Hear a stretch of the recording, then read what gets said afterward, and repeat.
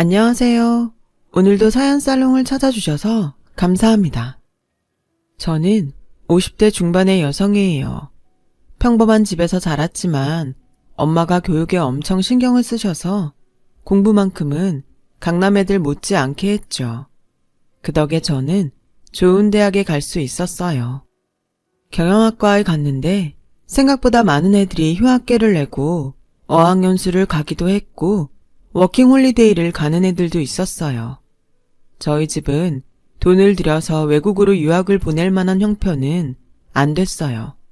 하지만 많은 애들이 영어권 나라에 가는 걸 보고 저도 가야겠다고 생각했죠. 저는 캐나다에 워킹홀리데이를 6개월 다녀오게 됐고 그 후로 유학에 대해 생각이 많아졌어요. 엄마도 저나 제 동생을 유학 보내고 싶어 하셨지만 쉽지 않았어요. 아빠가 부촌에 가게를 내고 직접 만든 캐주얼 옷을 파셨는데 그럭저럭 저희 네 식구 살 정도의 수입만 나왔거든요. 저는 어떻게든 제 힘으로 유학을 가보자고 생각했고 패션 경영을 공부할 수 있는 영국을 염두에 두고 공부했어요. 영국을 택한 이유는 유학생이 아르바이트를 할 수 있는 얼마 되지 않는 나라이고 석사 과정도 짧은 시간에 마칠 수 있어서였죠. 그런 결심을 한 이후 저는 폭풍 공부를 하며 중고생 과외로 돈을 모았어요. 아무리 아르바이트를 할 수 있다고 해도 제가 돈을 넉넉히 가지고 가야 덜 고생할 테니까요. 그렇게 열심히 준비를 해서 졸업 후 영국에 갔어요. 돈을 마련해서 갔더구는 해도 낯선 해외 생활에 생각지도 못한 돈이 여기저기 들어가는 거예요. 그래도 얼마 안 가서 아르바이트를 구할 수 있어서 다행이었어요. 그때 저처럼 힘들게 유학 온 사람들과 친해졌고 힘들 때마다 서로를 격려하며 공부를 했어요. 나름 노력을 한다고 했지만 저는 1년 만에 석사를 따지는 못했고 1년을 더 공부해서 졸업을 했죠. 저는 한국으로 돌아와서 한 패션 회사에 입사 원서를 냈어요. 워낙 똑똑하고 실력 있는 사람들이 많아서 제가 합격할 수 있을지 알 수가 없었어요. 그래도 어떻게 면접 연락이 왔더라고요. 저는 떨어질 수도 있으니 연습한다는 마음으로 하자며 갔죠. 그런데 제가 예상했던 질문들이 나왔고 떨지 않고 담담하게 대답을 할 수 있었어요. 그 결과 그 회사에 합격했고요. 제가 합격 연락을 받은 날 아빠는 너무 좋아서 가게 문을 닫고 근처 가게에 떡을 돌리며 자랑을 하시더라고요. 나는 그냥 동네 옷가게를 하는데 우리 딸은 패션 회사를 들어갔지 뭐야. 걔가 어릴 때부터 남들보다 똑똑하긴 했는데 이렇게 잘났을 줄은 몰랐네. 라며 만나는 사람들마다 똑같은 얘기를 반복하셨다고요. 아빠, 이제 그만해. 나 창피하려고 해. 그리고 이게 다 아빠가 유학 가도 된다고 허락해주고 공부하는 거 밀어줘서 그렇지. 나 혼자 된 건가? 엄마도 공부하는 거라면 뭐든 다 해줬잖아. 라고 하니 옆에 있던 엄마가 은경아, 그렇다고 다 공부 잘하고 너처럼 잘 되는 거 아니야. 나는 진짜 너도 그렇고 미경이도 내 말 잘 따라줘서 얼마나 니들한테 고마운데. 거기다 이렇게 좋은 회사도 척척 들어가줬는데 100번 1000번이라도 말할 거다. 너랑 미경이는 엄마 아빠의 자랑이야. 라며 좋아하시는데 그동안 엄마가 저희 공부시키느라 아빠 몰래 동네 슈퍼에서 부업하시던 게 생각나서 눈물이 났어요.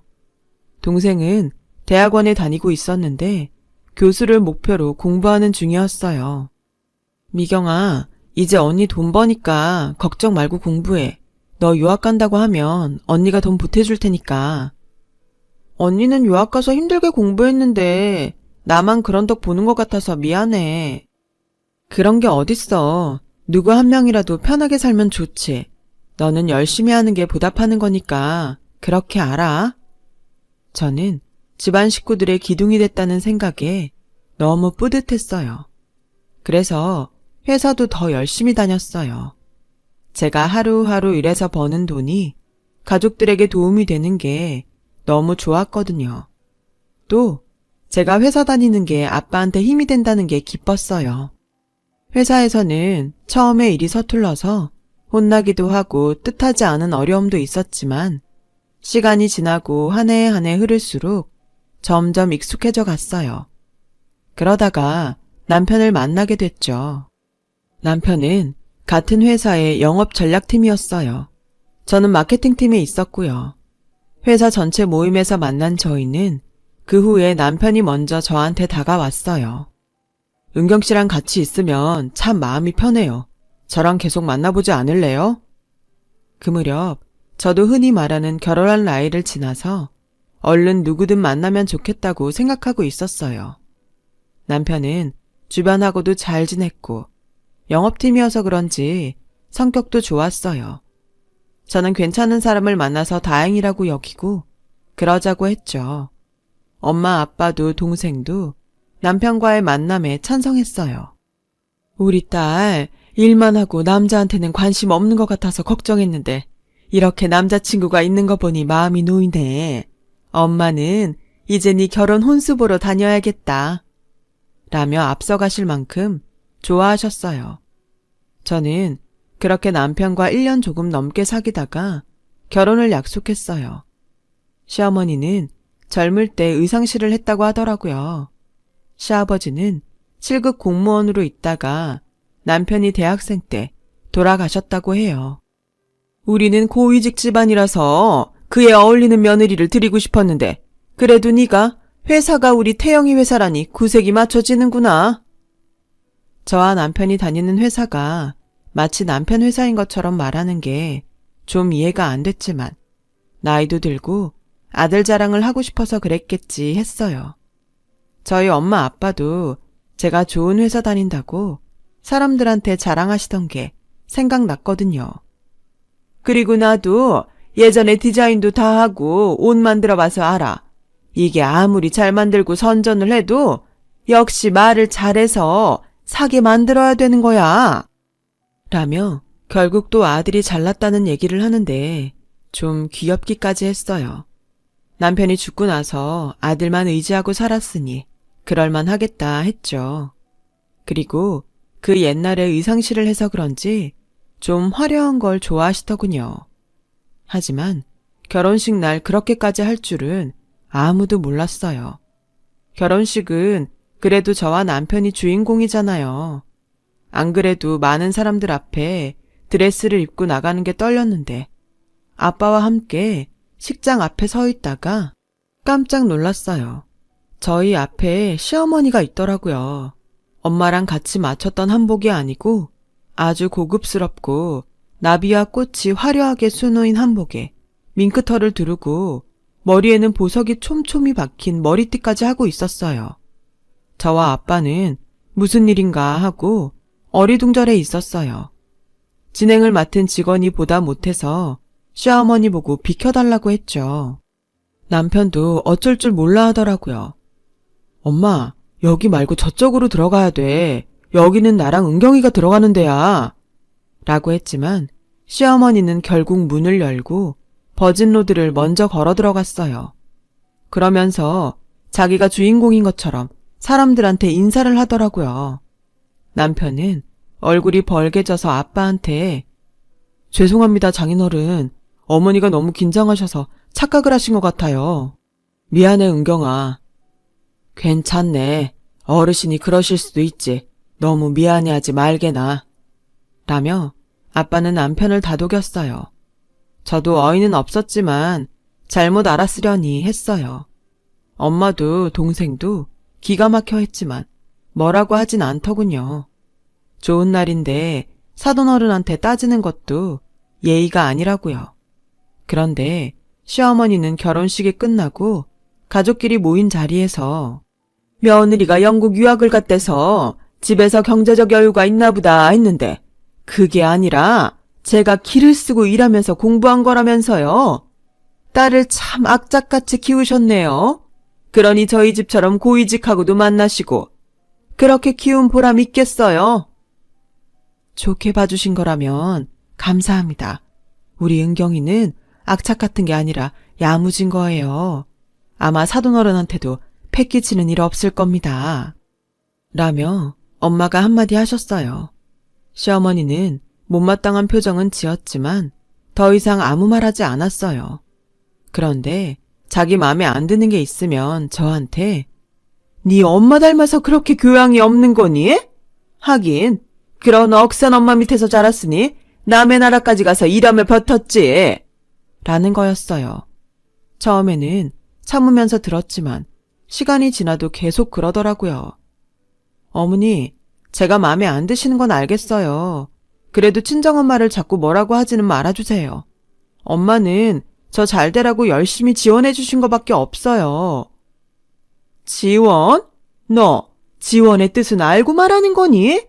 니네 엄마가 돈 있고 교양 있어서 널 제대로 지원했으면 네가 이렇게 상스럽진 않지.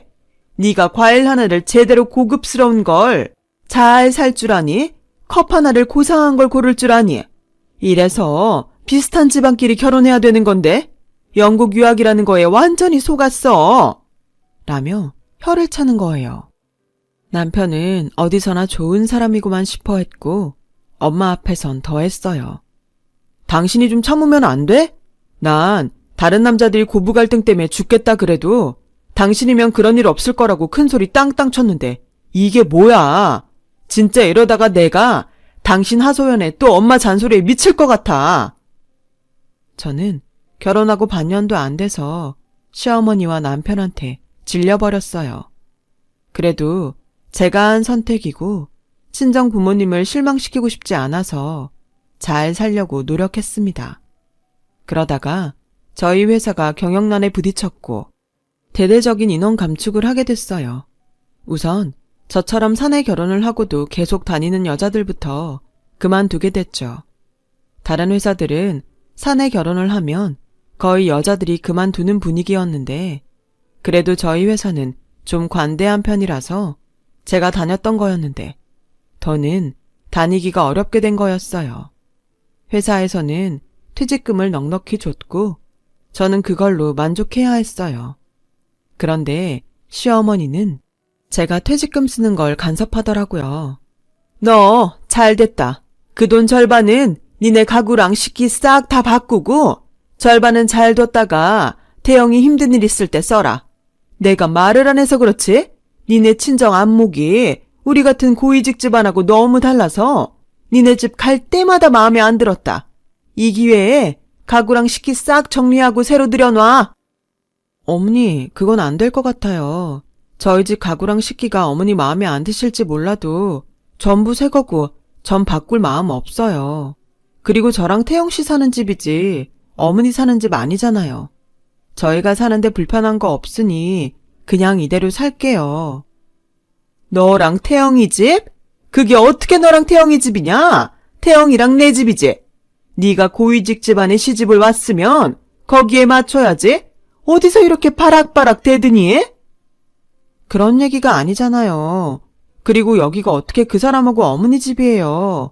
엄연히 저랑 제 남편이 사는 집인데요. 너는 그렇게 배우고 살았는지 몰라도 여기선 안 그래. 밖에 나가서 다 물어봐. 시댁에서 해준 집이 어떻게 네 집이냐? 이래서 천박한 것들하고는 상종을 말아야 되는 건데 내가 영국 유학에 완전히 속았어. 라며 가슴을 치며 분하다고 소리를 지르더라고요. 그래도 가구랑 식기를 다 바꾸라는 말에는 따를 수가 없었어요. 그럴 필요도 없었고요. 남편은 이제 아예 저와 시어머니 사이에 끼고 싶지 않다며 자기한테는 말도 하지 말라고 했어요. 그냥 알아서 해. 당신이 엄마랑 잘 합의를 하라고. 나 좀 괴롭히지 마. 밖에서도 남들 비위 맞추고 협상하고 들어오는 사람한테 엄마랑 당신 사이까지 조율하라고 해? 당신도 좀 잘해봐. 왜 이렇게밖에 못해서 자꾸 분란을 만들어? 저는 그제야 결혼한 걸 후회했어요. 그전에는 아이가 빨리 안 생기는 게 걱정이었는데 그날 이후로 아이가 안 생겨서 다행이라고 생각하게 될 정도였어요. 제가 말을 안 듣자 시어머니는 결국 저희 집까지 쫓아왔어요. 너 진짜 내 말 안 들으면 나도 다 생각이 있다. 지금이라도 얼른 가구랑 주방에 있는 거 다 내다 버리고 우리 집안 품격에 맞는 걸로 바꿔놔. 어머니, 이거 제 퇴직금이에요. 그렇게 바꾸고 싶으면 어머니가 돈 주세요. 어머니도 돈 없어서 못하시는 거 왜 저보고 하라고 그러세요? 이게 아주 이제야 본색을 드러내는구나. 우리 집안을 대체 뭘로 보고 말이야. 라더니 저한테 차 끓이고 있는 주전자를 들어서 확 집어 던지더라고요. 저는 가까스로 피했지만 발등에 떨어진 주전자 때문에 상처가 남게 됐어요. 문제는 그때 마침 저희 엄마가 현관에서 들어오고 있었다는 거예요. 지금 이게 뭐 하는 겁니까? 며느리한테 끓는 물을 집어 던져요. 저 여태까지 참았는데요. 사돈 집안이 뭐가 그렇게 대단해서 우리 딸을 이렇게 잡는지 모르겠네요. 대체 뭐가 고위직이고 뭐가 품격입니까? 이렇게 천박한 짓은 혼자 다 할 거면서. 저 이런 집에 우리 딸 하루도 더 못 둡니다. 은경아, 가자. 엄마는 제 손을 끌고 그 집에서 나왔고 저는 그렇게 결혼한 지 1년도 안 돼서 이혼을 하게 됐어요. 시댁에서는 위자료를 안 주려고 이혼 서류에 도장만 찍어서 우편으로 보내더니 연락도 다 끊고 이사까지 가버렸더군요. 됐다. 돈 몇 푼 받자고 더는 상종 못할 인간들 괜히 찾아다니지 말자. 결혼식 날 지가 가운데로 들어갈 때 알아봤어야 되는 건데 그거 못 알아본 우리 실수라고 치자. 라며 아빠는 저보고 이제라도 이혼한 게 잘한 거라고 하셨어요. 저한테는 괜찮다며 씩씩한 모습만 보인 부모님이었지만 뒤에서 저 모르게 눈물을 흘리시더라고요. 그 모습을 본 저는 너무 속상해서 뭐라도 해드리고 싶었어요. 그런데 아빠가 저한테 제안을 하셨어요. 은경아, 아빠가 다른 옷가게에서 우리가 파는 옷을 자기네도 팔게 해달라는 말을 들었는데 그거 아빠랑 해보지 않을래? 그도 그럴 게 아빠가 만드는 옷들이 잘 팔리는 편이었거든요. 아빠 옷가게는 다른 데에서 옷을 받아다 파는 게 아니라 거의 아빠가 만드는 옷을 팔았어요. 그러다가 다른 옷가게에서 제안을 받은 거였고요. 아빠는 변두리 작은 건물 지하에 세를 얻어서 직원 둘과 함께 옷을 만드셨어요. 그러다 보니 옷을 많이 만들어내는 건 어려웠죠. 저는 제 퇴직금을 털어서 옷공장을 할 장소를 구하고 직원들도 뽑았어요. 아빠가 디자인을 하고 패턴을 만들면 다른 직원들이 각자 맡은 자리에서 미싱을 돌리고 단추를 달고 마무리를 했어요. 엄마와 저는 마지막에 실밥을 제거하는 일을 했고요. 그러면서 어떤 옷들이 더 잘 팔릴지 잡지도 보고 사람들이 옷 입고 다니는 것을 보며 유행을 파악했어요. 또 어떻게 하면 더 사람들의 시선을 끌지 생각해서 옷가게 마네킹 위치도 바꾸고 다른 액세서리들도 배치했어요. 얼마 지나지 않아서 아빠 가게에는 전보다 더 많은 사람들이 오게 됐고 아빠한테 옷을 받아간 가게도 옷이 잘 팔려서 매출이 늘었다고 좋아했어요. 저희는 아예 브랜드를 만들기로 했어요. 인터넷 쇼핑몰도 만들어서 브랜드 이름을 그대로 붙였고요. 저희 옷을 떼어가려는 가게들도 점점 늘었어요. 아빠와 저는 그렇게 사업을 하는 재미에 푹 빠졌고 6년쯤 지나고 났더니 저희 쇼핑몰이 제법 규모가 있고 단골이 많은 가게가 됐더라고요. 저희는 공장이 있는 동네의 작은 건물 하나를 통째로 빌려서 사무실을 두고 매장까지 냈어요. 저희가 직접 운영하는 가게만 2개가 됐고 인터넷 쇼핑몰로도 계속 옷을 팔았죠. 소매 가게들과도 거래를 했고요. 그러는 중에 동생은 유학을 마치고 한국에 왔고 결혼을 하게 됐어요. 저희 식구는 제 결혼으로 생긴 상처 때문에 동생의 남자친구와 시댁을 굉장히 꼼꼼히 살폈죠. 다행히 동생 시댁은 다 좋은 사람들 같았어요. 그래도 저희는 자꾸 조심하게 되더라고요. 엄마는 일부러 혼수도 비싼 건 못한다며 동생 시댁을 떠보기도 했어요. 물론 저도 엄마가 좀 지나치다고는 생각했지만 저 때문에 받은 상처가 그렇게 크구나 싶어서 아무 말도 못하겠더라고요. 저는 따로 동생과 예비 매부를 만나서 좋은 데에서 옷을 맞춰줬어요. 언니, 일부러 이러지 않아도 되는데 우린 괜찮아. 아니야, 내가 해주고 싶어서 그래. 집에서 해주는 거랑 별도로 그냥 내 선물이니까 받아. 이렇게 신경 써주셔서 감사합니다. 서영이라고 해도 되죠? 물론이죠. 우리 미경이한테 잘해줘요. 난 그거면 돼요. 저는 두 사람을 데리고 명품 브랜드 샵에 가서 가방도 사줬어요. 두 사람이 가방을 들고 나란히 거울 앞에 서서 이리저리 보는데 바닥을 닦던 아줌마가 밀대 끝으로 동생 옆구리를 팍 찔렀어요. 모르고 한 거겠지만 동생이 아파하는데도 그냥 가버리는 걸 보니 기분이 상하더라고요. 저는 매장 매니저를 불러서 항의했어요. 매니저는 난처해하면서 사과를 했어요. 정말 죄송합니다, 고객님. 지금 청소 시간도 아닌데 저 청소 직원이 나이도 좀 있는 데다가 들어온 지 얼마 안 돼서 그런 것 같아요. 너그럽게 이해 부탁드려요. 라길래 서툴면 그럴 수도 있겠다 싶어서 그 정도로 넘어갔어요. 그런데 나가는 길에 그 청소 직원과 마주치게 됐고 저와 동생은 그 사람 얼굴을 제대로 보고는 깜짝 놀랐어요. 다름 아닌 시어머니였어요. 시어머니는 저와 제 동생을 훑어보더니 얼굴 근육에 경련이 난 것처럼 실룩거리더라고요. 니네가 어떻게 여길 왔냐? 어떻게 오긴요? 쇼핑하러 왔죠. 라고 차갑게 대답하고는 동생과 매부를 데리고 돌아와 버렸어요. 그 도도하고 대단하던 시어머니가 어떻게 거기서 청소를 하게 됐는지 몰라도 저희를 계속 무시하는 식으로 말하는 건 정말 참을 수 없었어요.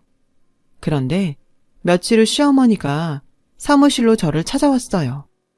어떻게 안 건지 몰라도 위자료 때문에 연락을 끊었던 사람치고 정말 뻔뻔하다는 생각만 들었어요. 시어머니는 전과는 다르게 아주 불쌍한 표정으로 예, 오랜만에 만나서 반갑다고 한다는 게 내가 그만 실수를 했다. 이해 좀 하고 넘어가죠. 여기는 어쩐 일이세요? 다시는 저 볼 일 없는 거 아니었어요? 그게 내가 좀 급해서 그러는데 돈 좀 빌려다오. 금방 쓰고 갚을게. 라는데 정말 기가 막혔어요.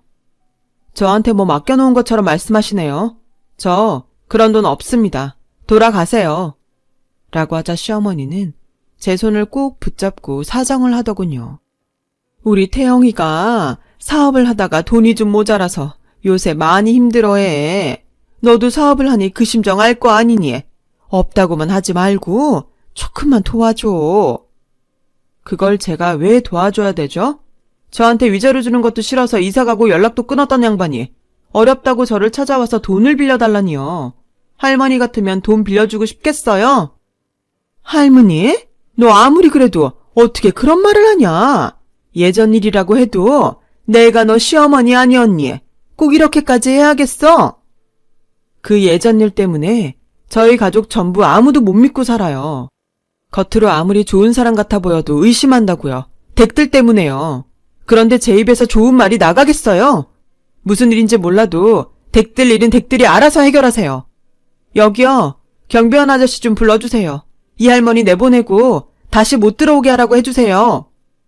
라고 하자 시어머니는 싹싹 비는 신용을 하며 내가 미안하다. 잘못했어. 그러지 말고 어떻게 좀 안 되겠니? 내가 오죽하면 이러겠니? 그러게 좀 잘 살지 그러셨어요. 무슨 일인지 전 알고 싶지도 않으니까 다신 찾아오지 마세요. 라며 겨우 돌려보냈어요. 그리고 며칠이 지나자 이번에는 전 남편이 찾아왔어요. 당신 잘 살고 있었구나. 엄마한테 얘기 들었어. 우리 엄마 때문에 속상했던 거 아는데 그래도 피차 마찬가지였잖아. 엄마도 당신 때문에 속상했으니까 이제 그만 풀어. 입은 삐뚤어져도 말은 바로 하라고 했다고. 그쪽 엄마는 나 때문에 속상한 게 아니라 나를 무시하고 함부로 대한 거였지. 내 발등에는 아직도 그때 화상 자국이 있는데 이제 와서 은근슬쩍 서로 잘못했다는 식으로 넘어가려고 그래? 그런 말 하려고 날 찾은 거야? 돌아가! 라고 하자 전 남편은 비굴하게 고개를 숙이며 그러지 말고 좀 봐주라. 우리 며칠만 급한 불 끄게 돈 좀 융통해줘. 당신 그럴 여유 있잖아. 응? 라는데 밖에서 그 얘기를 듣던 아버지가 들어오셨어요. 시끄러우니까 당장 나가. 여기가 어디라고 와서 이 행패야? 돈을 우리 은경이한테 맡겨놨어? 아버님, 제가 정말 잘못했습니다. 다 제가 못나서 생긴 일입니다. 용서하시고 저 한 번만 살려주십시오. 자네가 못난 거 맞아. 그러니까 더는 내 딸 괴롭히지 말고 다시는 나타나지 말게. 안 그러면 경찰에 신고할 거니까 그렇게 알아. 그 말에 전 남편은 더 이상 말을 못하고 돌아갔어요. 전 남편은 저와 이혼하고서 얼마 안 있어 시어머니가 소개한 여자와 결혼을 했고 그 여자가 사업을 하자고 꼬셔서 회사를 관뒀다고 해요. 그런데 그 사업이 어느 정도 자리가 잡히자 회사 돈을 다 들고 외국으로 도망갔다는 거였어요. 전 남편과 시어머니는 당장의 부도를 막으려고 집까지 팔았는데도 빚더미에 앉았다 그러더라고요. 그러다가 둘 다 노동일을 하게 됐고 시어머니가 저를 만나게 된 거였어요. 그래도 전 불쌍하다는 마음이 들지 않더라고요. 자기네가 고위직 집안이라며 저와 친정을 무시하던 걸 생각하면 여전히 열불이 터졌죠. 그렇게 남을 무시하고 함부로 대하니 자기들도 그렇게 당하는 거 아니겠어요? 다 자기가 한 대로 돌려받는 거죠. 그 뒤로 전 남편과 시어머니 소식은 영영 끊어졌어요. 저는 결혼에 너무 질려서 지금까지 혼자 살고 있어요. 하지만 부모님도 계시고 동생네 부부와 예쁜 조카도 있어서 외롭지 않게 지내고 있죠. 이렇게 사는 것도 나쁘지 않은 것 같습니다. 긴 얘기 들어주신 분들 다들 건강하시고 좋은 일만 가득하길 빌게요. 모두 행복한 하루 되세요. 감사합니다. 여러분, 사연 댓글에 응원과 현명한 조언 부탁드려요. 좋아요와 구독은 저에게 큰 힘이 됩니다. 오늘도 좋은 일 가득하세요.